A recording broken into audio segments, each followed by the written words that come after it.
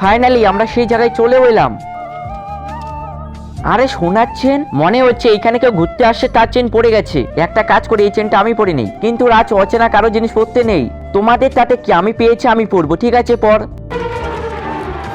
আরে এটা কি হচ্ছে আমার সাথে, এটা কি হচ্ছে? আরে আরে রোহি, রাজ কোথায় গেল? আরে রাজ ওইখানে কেন দাঁড়িয়ে আছিস? আয়। এই রাজ তোর কি হয়েছে? তুই আমার গলা ধরছিস কেন?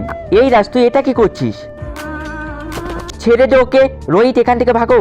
আরে দীপিয়া, রাজের কি হয়েছে? ও কেন আমার গলা ধরলো? আরে আমার মনে হচ্ছে এটা ওই চেন পরার জন্য হয়েছে ওর। একটা কাজ করি, ওই চেনটা ওর গলা থেকে ছিঁড়ে ফেলি। আরে রাজ, রোহিত ওকে ধরো। গাইস এরপর যা হলো সেটা দেখলে তোমরা ভয় পেয়ে যাবে। তার আগে এই 6 মিনিটে তুমি যদি তোমার মাকে ভালোবাসো তাহলে ভিডিওটা লাইক দিয়ে চ্যানেলটি সাবস্ক্রাইব করে দিয়ে যাও। আরে রোহিত তুই আমাকে এইভাবে ধরে আছিস কেন? আর আমার কি হয়েছিল? আরে রাজ তুই যখন ওই চেনটা পড়েছিলি তখন জানি তুই কেমন জানি করছিলি। এখন সবকিছু ঠিক হয়েছে, চল বাড়িতে যাই। হ্যাঁ